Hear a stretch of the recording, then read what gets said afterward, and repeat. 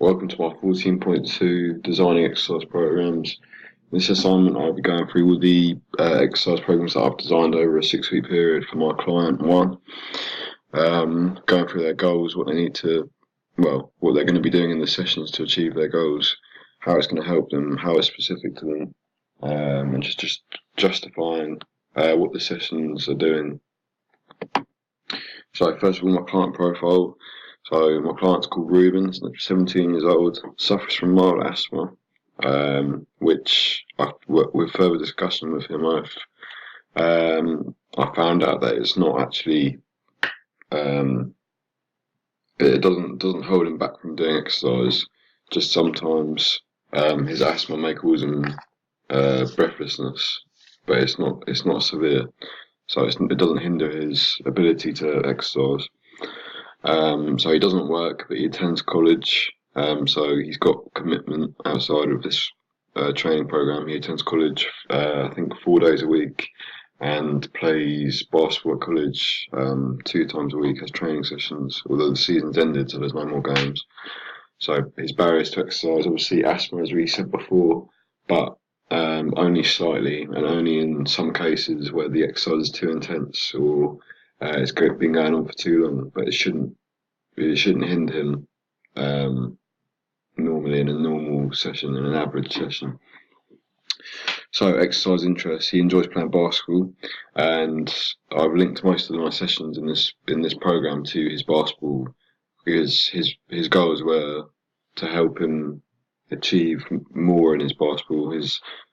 I'll get onto his goals in the next slide, but he wanted to improve his basketball ability. He wants to play at a high level, so that's what the program's going to be helping him do. So his targets: improved athleticism and improved endurance. So improved athleticism is obviously for basketball. So is improved endurance as well. And both of these things are quite important aspects to be good at basketball. They're quite important to do different skills. So improved athleticism, for example, you need it to be able to do stuff like rebounds, driving to the basket. If you're athletic, it makes these things a lot more easy. It makes them, if you're more athletic than the other team or the person you're going up against, you're going to have an advantage. You're going to give your team an advantage in the long run as well. Improved endurance is obviously quite obvious. Basketball is quite a high intensity game. You're going up and down the court a lot. So if you don't have good endurance, then you're going to be struggling to keep up with the play.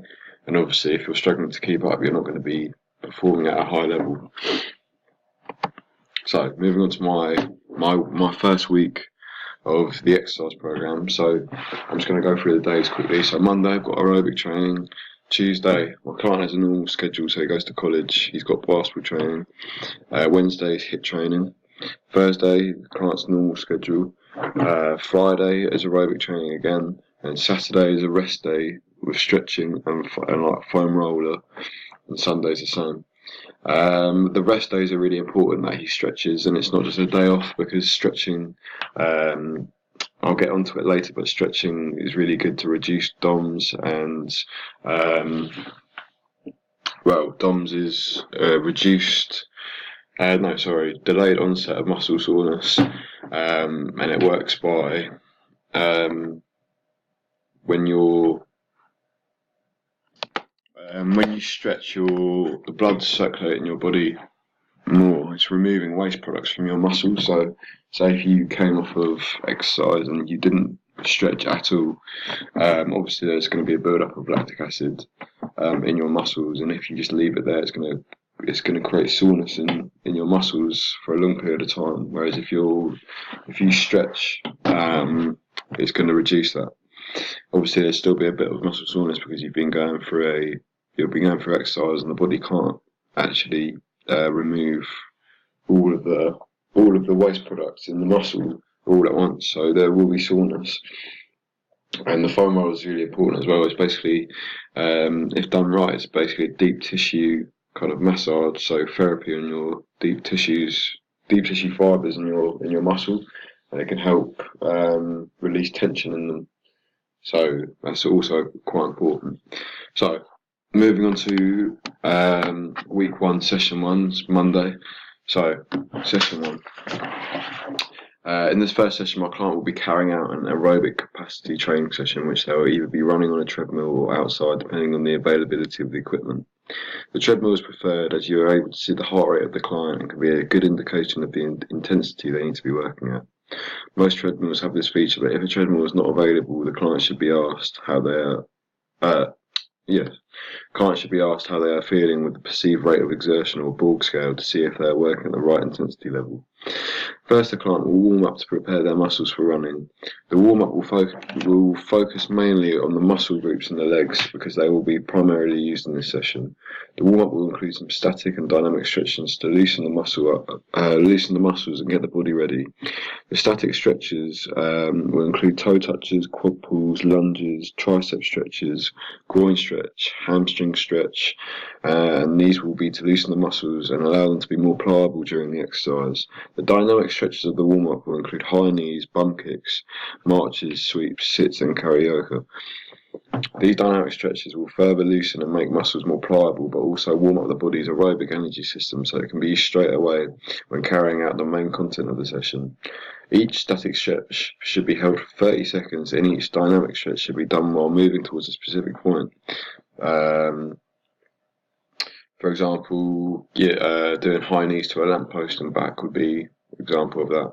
So the main content of the session will include the client running a 5-kilometer run. I've chosen this for my client as they wanted to improve their fitness, and this is an effective way of increasing the client's cardiovascular endurance. This exercise should be steady state, and the client should be working at 65 to 70% of their maximum heart rate, or at a moderate exertion level.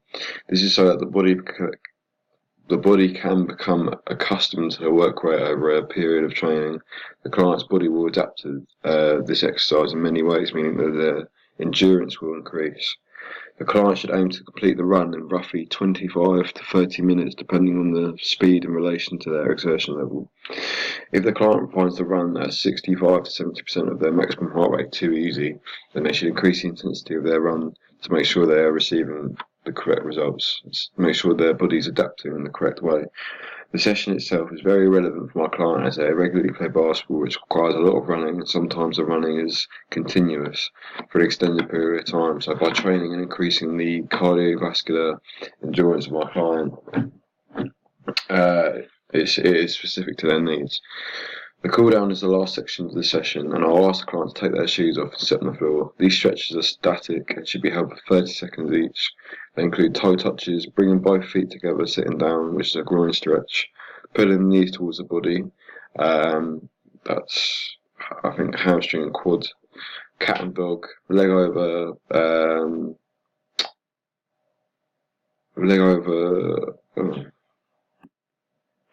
and then finally I'll ask the client to stand up and walk to a specific point on their tiptoes and on the balls of their feet to complete the session. The cool down is to return the body back to its pre-exercise state and also reduce DOMS, which is the delayed onset muscle soreness, which I mentioned earlier, which is important for the client so they can participate with 100% health in further sessions.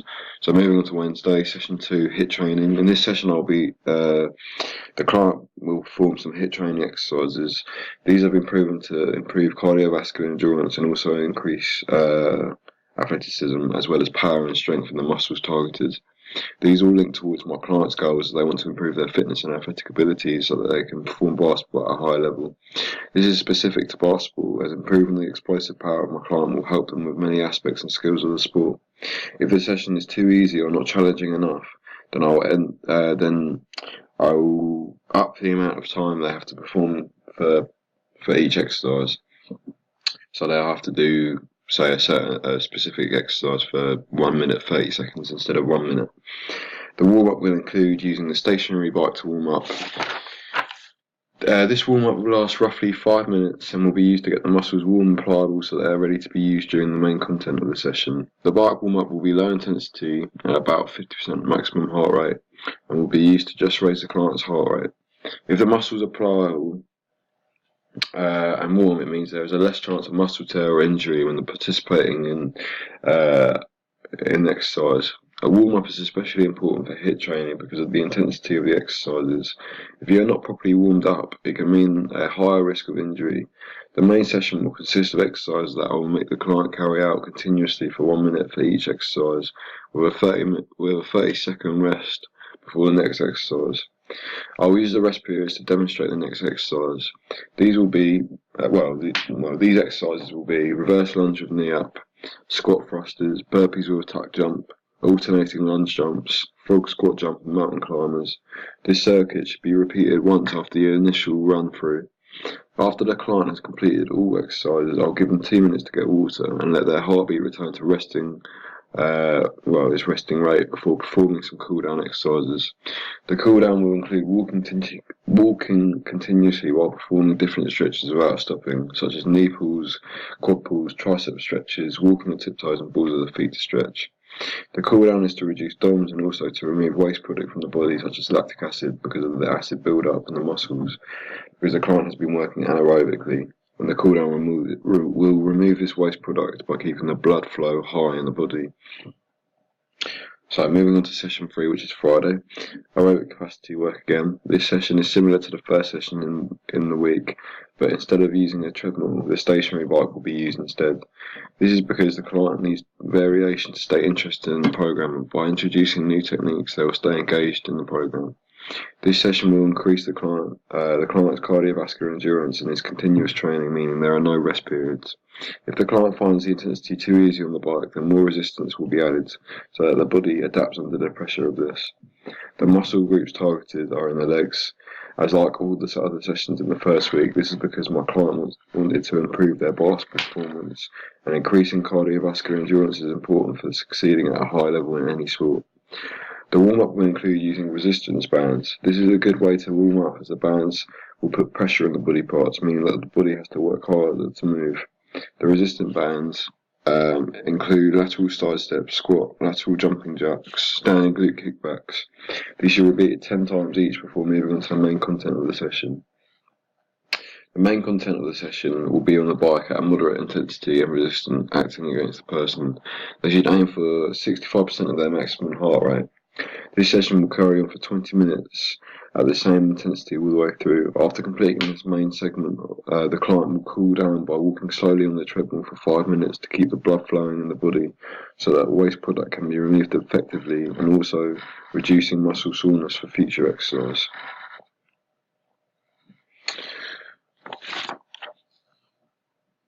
Moving on to week 2, I've got my first session, aerobic training again. So this session will include using elliptical at moderate exertion, a warm-up and cool-down. This is because one of my clients' goals is to improve his fitness. This needs to be timed to see progression. So it's relevant, obviously, because it's improving my client's fitness, my client's in cardiovascular endurance. So it's going to be steady state exercise over 20 minutes at 75% of his maximum heart rate, which means his body is going to be able to adapt. It's progressive overload. It's 10% more than I asked of him. I asked of the client in the last week. So it's progressing the exertion level he's going to be putting out. That's why I made the session a bit shorter. Starting with the warm-up. The warm-ups are going to be using a Bosu ball to prepare muscles for exercise, making them more pliable and less prone to injury. That's quite important because even though it's steady state exercise, muscle tear and injury can still happen. So I'm going to make my client do these 4 stretches and make him do them twice. So he's going to do 1 set and he's going to do them again. So kneeling hip flexor stretch. So moving on to the main session, he's going to be doing 20 minutes of aerobic capacity work on the elliptical machine in the gym.